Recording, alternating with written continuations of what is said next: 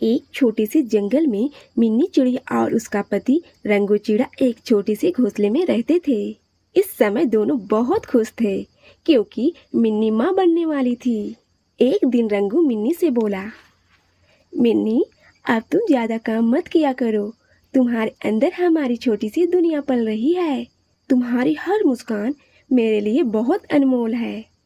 मैं नहीं चाहता कि तुम्हें जरा सी भी तकलीफ हो। अब तुम्हारा और मेरे आने वाले बच्चे का ख्याल रखना मेरी सबसे बड़ी जिम्मेदारी है।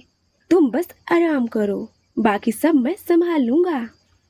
रंगू जी, आप मेरा इतना ख्याल रखते हो, यही मेरे लिए सबसे बड़ी खुशी है। तुम दोनों मेरी दुनिया हो मिन्नी। तुम्हारे और हमारे बच्चे की सलामती से बढ़कर मेरे लिए कुछ भी नहीं है। पास के पेड़ पर जुन्नू कौवा और उसकी पत्नी चमेली रहते थे। वे दोनों रंगू और मिन्नी चिड़िया का प्रेम देखकर बहुत जलते थे। देखो तो जुन्नू जी, ये दोनों को जैसे जंगल के राजा रानी हो। हाँ हाँ चमेली, तुम सही कह रही हो। बच्चा आने वाला है ना, इसलिए दोनों ज्यादा खुश हो रहे हैं। देखना चमेली, इन दोनों की खुशी ज्यादा दिन नहीं टिकेगी। कुछ दिनों बाद जंगल में भयंकर तूफान और बारिश आ गया। तेज हवाओं से मिन्नी और रंगू का घोंसला पूरी तरह हिलने लगा। रंगू जी, मुझे बहुत डर लग रहा है। हमारा घोंसला टूट गया तो हमारे बच्चे का क्या होगा? डरो मत मिन्नी, जब तक मेरी सांसें चल रही है तब तक मैं तुम्हें कुछ नहीं होने दूंगा।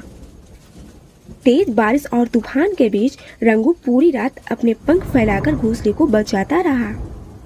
वह खुद भीगता रहा, लेकिन मिन्नी और बच्चे को एक बूंद बारिश तक नहीं लगने दी। दूर बैठे जुन्नू और चमेली ये सब देख रहे थे। इनका घोंसला टूट जाए, फिर मैं देखता हूँ इनकी सारी खुशियाँ कहाँ जाती है।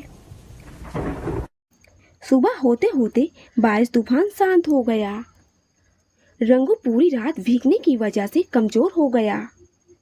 रंगू जी, आपने हमारे खातिर पूरी रात खुद को खतरे में डाल दिया। तुम और हमारा बच्चा सुरक्षित रहे, मैं यही चाहता हूँ। कुछ दिनों बाद मिन्नी ने एक प्यारे से बच्चे को जन्म दिया। देखो रंगू जी, हमारा सपना पूरा हो गया। बच्चा कितना प्यारा है। मिन्नी, आज मैं दुनिया का सबसे खुश पिता हूँ। यह देखकर जुन्नू और चमेली के दिल में जलन की आग और भड़क उठी। अजीब बात है, जितनी मुसीबतें इनके ऊपर आती है ये उतने ही खुश हो जाते हैं। जुन्नू जी, अगर हम मिन्नी और रंगू का घोंसला खराब कर दें तो इनकी सारी खुशियां खत्म हो जाएंगी। वाह चमेली, यह तो बहुत अच्छा विचार है। आज रात जब सब सो जाएंगे तब हम अपना काम करेंगे। रात होते ही जुन्नू और चमेली चुपके से रंगू के घोंसले में पहुंच गए। उस समय मिन्नी बच्ची को लेकर आराम कर रही थी और रंगू खाना ढूंढने गया था। जुन्नू, जल्दी करो, कोई देख ना ले। दोनों ने घोंसले की कुछ टहनियां टाल दी और वहां से भाग गए।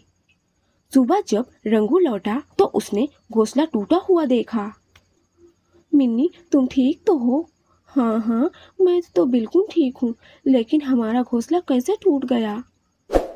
मिन्नी, जानबूझकर किसी ने ऐसा किया है।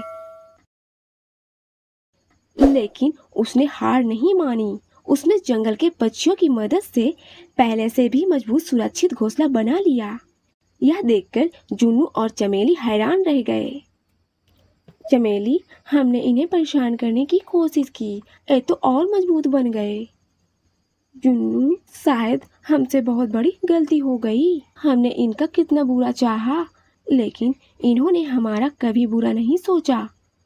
तुम सही कह रही हो चमेली, हमें अपनी गलती मान लेनी चाहिए। दोनों शर्मिंदा होकर मिन्नी और रंगू के घोंसले में पहुंच गए। रंगू और मिन्नी, हमें कुछ कहना है। तुम्हारा घोंसला हमने ही तोड़ा, हम तुम्हारी खुशियों से जलते थे, हमें माफ कर दो। तुमने ऐसा क्यों किया? ईर्ष्या ने हमें अंधा बना दिया था। जब हमने देखा मुसीबत के बाद भी तुम दोनों हार नहीं माने, तब हमें अपनी गलती का एहसास हुआ। हम सचमुच बहुत शर्मिंदा हैं। अगर हो सके तो हमें माफ़ कर दो। गलती हर किसी से होती है, लेकिन अपनी गलती स्वीकार करने की हिम्मत बहुत कम लोगों में होती है। अगर तुम्हें सच में पछतावा है तो हम तुम्हें माफ़ करते हैं। यह सुनकर जुन्नू और चमेली की आंखों में खुशी के आंसू निकल पड़े। धन्यवाद, आज से हम तुम्हारे अच्छे पड़ोसी बनेंगे।